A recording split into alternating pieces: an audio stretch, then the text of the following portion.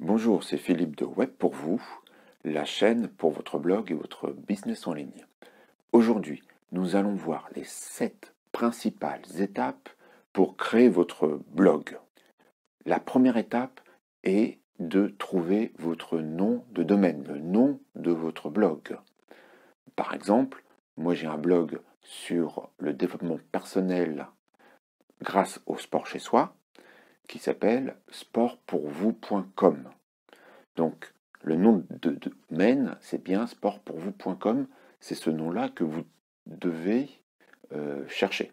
Donc, moi, je vous conseille de faire un brainstorming, tout simplement, de trouver un nom, bien sûr, qui ait un rapport avec le thème de votre blog, avec votre niche. Vous pouvez convier à ce brainstorming votre entourage, votre famille ou des amis. Ensuite, dresser une liste de tous les noms qui pourraient vous correspondre et correspondre à votre blog. Et chercher sur Internet si ce nom est déjà pris ou si des noms sont trop proches pour que vous puissiez prendre ce nom de domaine. N'y passez pas des journées entières ou des semaines à trouver. Faites le plus simple possible. Il vaut mieux prendre un nom quand même assez court et comportant au moins un mot, c'est pas obligatoire, hein, un mot qui rappelle le thème de votre blog. Vous pouvez aussi tout simplement, si vous êtes dans le coaching ou si vous êtes sur des services particuliers, vous pouvez vous servir de votre nom de famille, nom plus prénom, pour votre nom de domaine. Je vous conseille donc également d'acheter votre nom de domaine .com et .fr. Comme ça, parce que si vous achetez que .fr, quelqu'un d'autre pourrait acheter le même nom que vous, mais en .com. Et donc vous faire une concurrence illicite quelque part, mais qui serait tout à fait légale. Donc achetez toujours .com et .fr. Et où vous pouvez acheter les noms de domaine, bon, il existe des sites spécialisés. Moi, je vous conseille de le prendre sur votre hébergeur, point qu'on va voir après, parce que votre hébergeur, souvent, en fait, vous offre un nom de domaine avec la prestation d'hébergement. Et donc, vous n'aurez qu'à acheter le nom de domaine en .com ou .fr en fonction du nom de domaine gratuit que vous prenez. Ça va vous coûter à peu près, selon les noms de domaine, 10 € par an, TTC. Donc ça, c'est pour vous donner une idée. Ça peut être un peu moins cher, ça peut être un petit peu plus cher, mais à peu de choses près, c'est à peu près le tarif, on va dire, pour acheter un nom de domaine.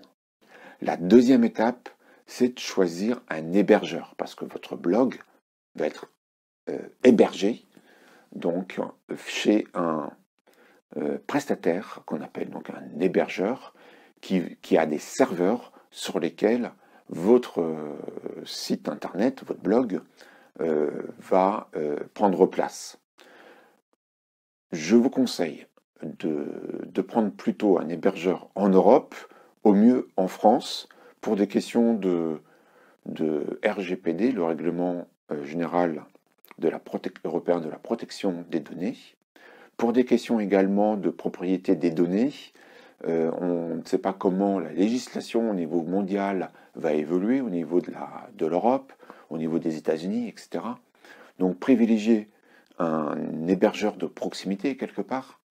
Personnellement, mon blog sportpourvous.com est hébergé chez un prestataire, un hébergeur français qui s'appelle O2 Switch. Je fais de la publicité gratuite pour lui. J'en suis très content. Au niveau de tarifs, alors vous avez également OVH, qui est assez connu, qui a des tarifs moins chers. Moi, je suis parti sur O2 Switch parce que le support est entièrement en français. Et ça me coûte de mémoire 6 € TTC par mois, donc 72 € par an. Donc c'est une offre tout compris, j'ai un nom de domaine gratuit avec. J'ai acheté mon autre nom de domaine sportpourvous.fr chez eux. Et puis Donc j'ai un nombre de transferts illimité, j'ai une capacité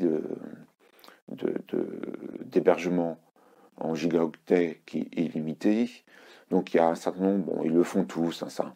Mais moi, ce qui m'a plu, c'est que c'était un hébergeur français. Ils sont situés, il me semble, à Clermont-Ferrand.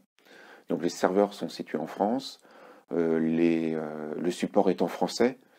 Euh, il me semble que ça fait 2 ans, quasiment 2 ans que mon blog est ouvert.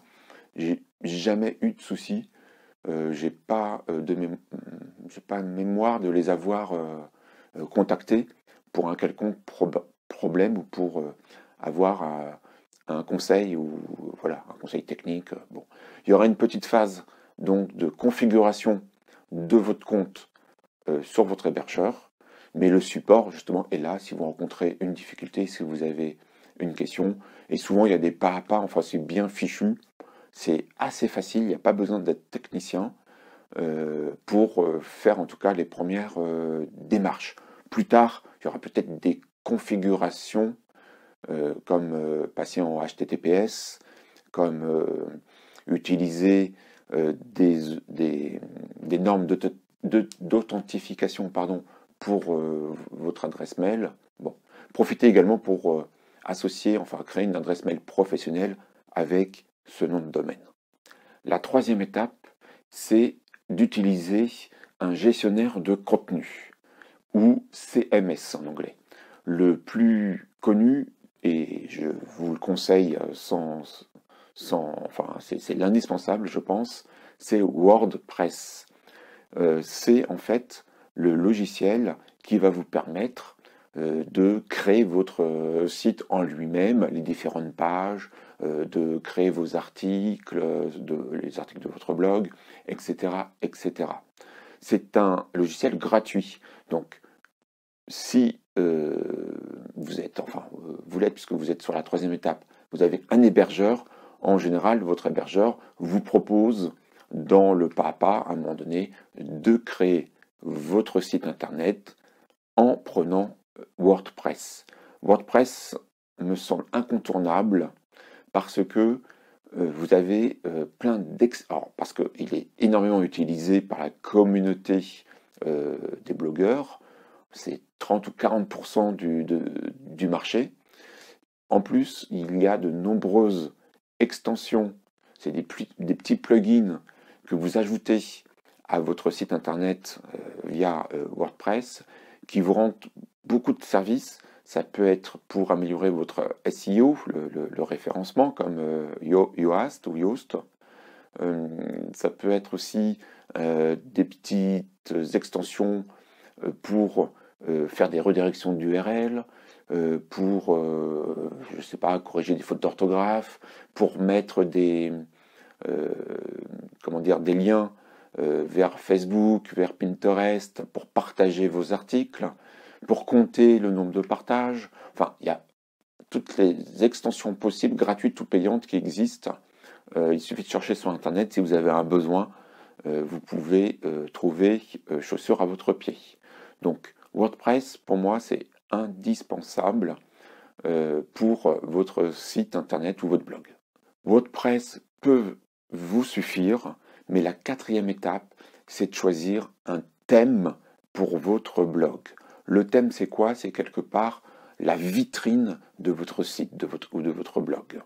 C'est ce qui va donner un certain nombre de possibilités graphiques et certaines fonctionnalités. Personnellement, pour mon blog sur le sport, enfin le développement personnel et le sport, j'ai pris un thème payant, un thème professionnel qui s'appelle Divi, qui est assez connu, qui peut être un peu cher à l'achat, je ne vous le cache pas.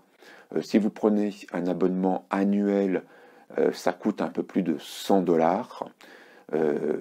J'ai commencé comme ça. Après, je suis passé sur leur formule à vie. Donc j'ai complété par une bonne centaine de dollars, 192 $, c'est ça, oui.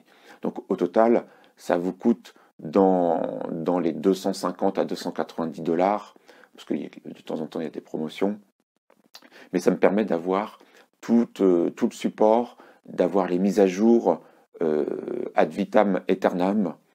Pourquoi j'ai pris Divi? Parce que ça me permet de facilement mettre en ligne, de construire en fait l'architecture de mes articles et de les mettre en ligne. Je trouve ça assez simple d'utilisation. Ils ont une partie qui s'appelle Divi Builder qui permet de créer vos pages très facilement. Alors évidemment, ça nécessite une petite prise en main au démarrage, mais après, vous serez vraiment tranquille. Il existe un site que que j'ai beaucoup utilisé au début, que je consulte régulièrement. Une fois de plus, je n'ai pas d'action sur ce site. Ça s'appelle astucedivi.com, il me semble. De toute façon, quand vous faites des recherches sur Divi, vous allez tomber sur ce site assez rapidement. Et ça me permet, Divi, d'avoir un site propre, très simple, et je peux facilement, à chaque fois que j'ai un article à créer, enfin à publier en tout cas, d'utiliser facilement le Divi Builder. Donc je vous conseille Divi Builder, mais vous avez d'autres thèmes. Alors il y a des thèmes gratuits, mais vous allez être assez vite limité par les fonctionnalités. Moi je vous conseille un thème payant qui vous permet donc d'avoir un blog professionnel et d'avoir surtout accès et gagner du temps par la suite, parce que vous n'aurez pas que ça à faire, des fonctionnalités pour publier facilement vos articles ou pour créer une nouvelle page. Donc une fois que vous avez toute l'architecture technique, il y a une cinquième étape à faire, c'est de griffonner, peut-être sur un papier, vous pouvez le faire sur ordinateur, mais de faire un plan de votre blog ou de votre site internet.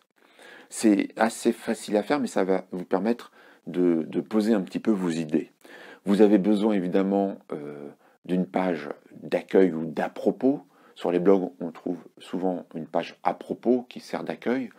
Moi, je l'ai appelée sur mon site page d'accueil, mais c'est une page d'à propos.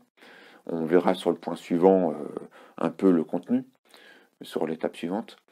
Vous avez besoin, donc, il y aura une partie blog, donc avec des catégories. Les catégories dans WordPress, c'est les thématiques. Par exemple, sur mon blog, moi j'ai la thématique conseils sportifs, nutrition, et j'ai un trou, quelque chose qui doit s'appeler exercice physique. Je ne crois pas que ce soit ça, mais c'est pas grave. Mais vous voyez, le principe, c'est d'avoir des catégories par rapport au thème, au grand thème que vous allez aborder dans vos articles. Vous n'avez pas besoin d'avoir 12 thèmes. Quelques-uns, 3, 4 sont suffisants.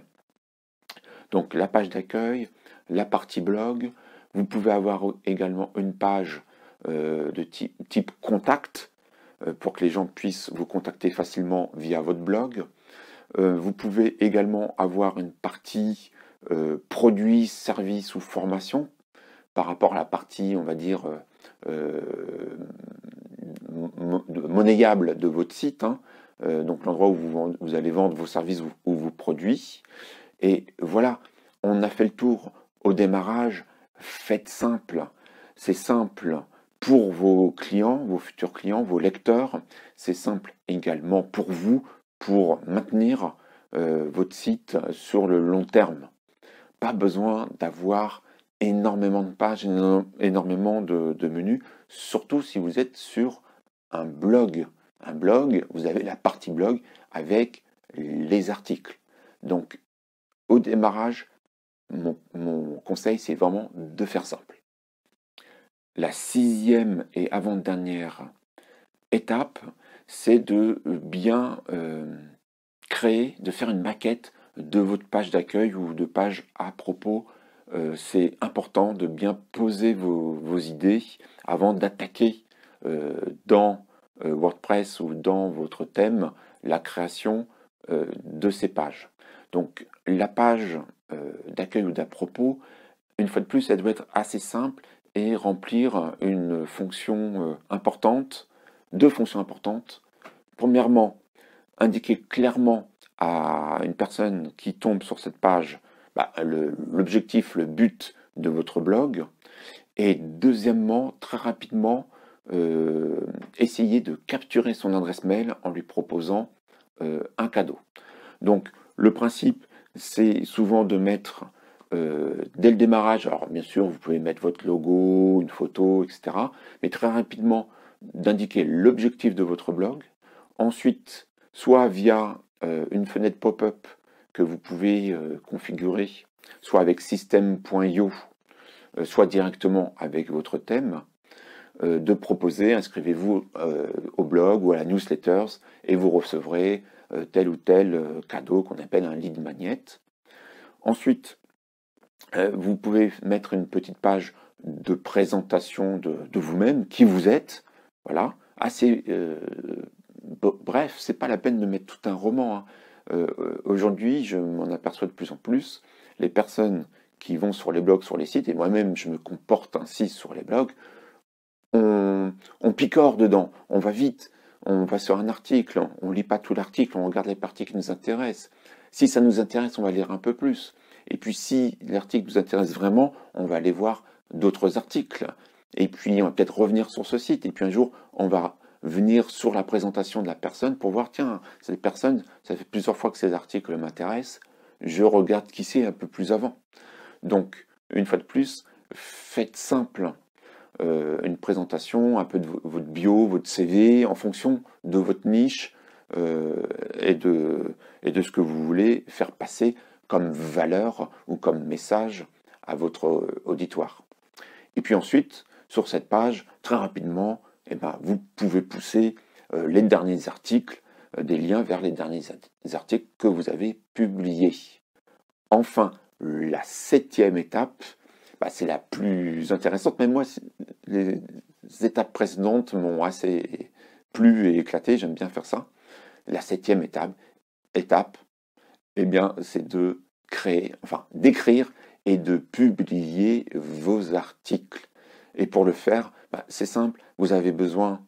Alors, bien sûr, je ferai d'autres vidéos sur l'écriture d'articles, mais vous avez besoin de quelques visuels, que ce soit des photos ou des gifs ou des petites vidéos pour un petit peu donner du rythme à votre article. Et puis après, évidemment, vous avez toute la partie texte où il faudra évidemment, dans cette partie texte, mettre des liens vers vos autres articles, mettre des petits formulaires pour, une fois de plus, essayer de capturer l'adresse de vos lecteurs.